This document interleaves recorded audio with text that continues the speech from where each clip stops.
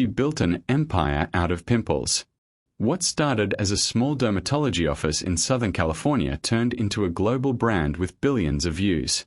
Millions trusted her with their skin, their scars, their most personal insecurities. But then came a moment no one saw coming. Cameras were rolling. Patients were waiting. And in the middle of it all, Dr. Sandra Lee experienced something terrifying, without anyone in the room realizing it. So how did everything almost fall apart in plain sight? It was supposed to be a normal day. At her clinic in Upland, everything was in motion. Lights, cameras, patients from all over the country hoping she could change their lives. And she was doing what she always did. Calm. Focused. In control. But then something shifted. A sudden wave of heat. Not normal. Not expected. Her body felt off. Her thoughts felt cloudy. Still, she pushed through. Finished her work. Told herself it was nothing serious. Maybe just a hot flash. But was it really that simple? That evening, she went to her parents' house nearby. But something wasn't right. She couldn't relax. Her legs started sending sharp, shooting pains. She tried to ignore it. Tried to move on. Then came the moment that changed everything. Walking down the stairs felt wrong. Her balance was off. Her legs weren't responding the way they should. She didn't sleep that night. And by morning, the fear she had been avoiding finally caught up with her. But what she noticed next was impossible to ignore. She looked at her left hand. Slowly, it collapsed on its own. No control. No strength. Then she tried to speak. The words came out wrong. Slurred. Confused. That's when the thought hit her. Am I having a stroke? And here's what makes this even more shocking. She's a doctor. She knows the signs. Face drooping. Weakness. Trouble speaking. Loss of balance. She had almost all of them. And still, she nearly talked herself out of going to the hospital. Why would someone with all that knowledge hesitate in a moment like this? The answer is more common than you think. For many women, stroke symptoms don't look the way people expect. They feel like something else. Fatigue. Sweating. Restlessness. Easy to dismiss. Easy to explain away. Especially in your 50s. That's exactly what she did at first. But someone else saw the truth immediately. Her father. A doctor himself. He looked at her and didn't hesitate. He told her to go to the emergency room right away. And that decision may have saved her life. But what doctors found next was even more serious than she feared. The MRI confirmed it. A full ischemic stroke. A blood clot had cut off oxygen to part of her brain. And once that happens, time becomes everything. Every minute, millions of brain cells die. There's no undoing it. Notice. Just damage that stays with you. And then came the words that hit the hardest. She said it herself. A part of my brain died. Think about that for a second. What does that mean for someone whose entire career depends on precision, control, and communication? Her hands. Her voice. Her focus. Everything she built her career on was suddenly at risk. The steady hands that performed delicate procedures. The calm voice patients trusted. The confidence millions saw on screen. All of it was under attack at once. And when she looked back, the warning signs had been there all along. High blood pressure. High cholesterol. Stress.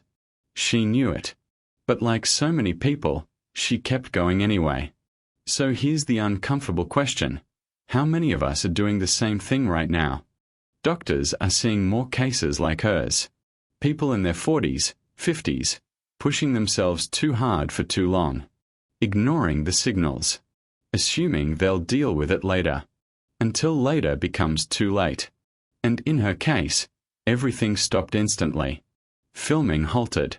A major TV season paused. A growing empire suddenly frozen. The woman who solved problems for everyone else had no control over what was happening inside her own body. But to really understand what she almost lost, You have to go back to where it all began. Her story starts long before YouTube, long before television. Her father, working in a rural clinic in Malaysia, struggling to understand skin diseases. He had one tool, a small borrowed book. He would step behind a curtain, flip through its pages, and try to figure things out. That curiosity turned into a career. That career brought him to the United States. And eventually, it shaped his daughter's life. But here's the twist. Her path wasn't as smooth as you might think.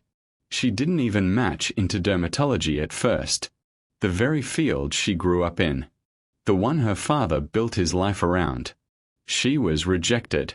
Forced to rethink everything. For a moment, she considered a completely different path. But she didn't give up. She found her way back. Finished her training. Took over her father's practice. And then, she made a decision that would change everything. But could she have predicted what it would lead to? In 2010, she started a YouTube channel. At first, almost no one cared. It was quiet, professional, easy to ignore. Then one day, she posted a simple video. A blackhead extraction. It went viral. People couldn't look away. And suddenly, a niche idea turned into a global obsession. Millions watched. Then billions. Her nickname, Dr. Pimple Popper, became a brand. A business. A phenomenon. But success like that comes with a cost. And that cost was building quietly in the background. She kept going. More videos. More patients. More shows. A skincare line. Awards. Fame. The pace never slowed. And that was the problem. Because while everything outside was growing, something inside was breaking. And then, in one moment, her body forced everything to stop. So what happens when someone who never stops is suddenly forced to? Recovery was slow. Painful. Uncertain. For 2 months, she didn't operate. Didn't film. Basic tasks became challenges. Walking straight. Holding steady. Even speaking felt different. Her left hand, the one she depends on, wasn't the same. And that fear stayed with her. What if it never fully comes back? What if she can't do what she spent her entire life doing? When she finally returned to work, it wasn't easy. Walking back into the same room where it happened brought fear with it. The cameras. The lights. The pressure. Everything felt different. Because this time, she knew something she couldn't ignore anymore. A stroke doesn't just disappear. The damage doesn't reverse. You don't go back to who you were. So how do you move forward when you know that? She had a choice. Keep it private. Say nothing. Let the world assume everything was fine. And for a while, she did exactly that. No one outside her inner circle knew. She kept working. Filming. Smiling. But eventually, she made a different decision. She told the truth. And that decision might be one of the most powerful things she's ever done. But why share something so personal, so vulnerable, with the world? Because where she comes from, stories like this are often hidden. In many cultures, a stroke is seen as weakness. Something to keep quiet. Something to move past without discussion. But she chose the opposite. She spoke openly. Not for sympathy. Not for attention. But to warn others. To make sure people don't ignore the signs the way she almost did. And that raises one final question. How many lives could that honesty actually save? Today, she's back. On screen. Working again. Her hands steady enough. Her voice close to what it was. From the outside, it looks like a full recovery. But the truth is more complicated. Because something has changed. Not just physically, but mentally. A new awareness. A new perspective. One she didn't have before. She calls it a blessing in disguise. Not because it was easy. But Becca,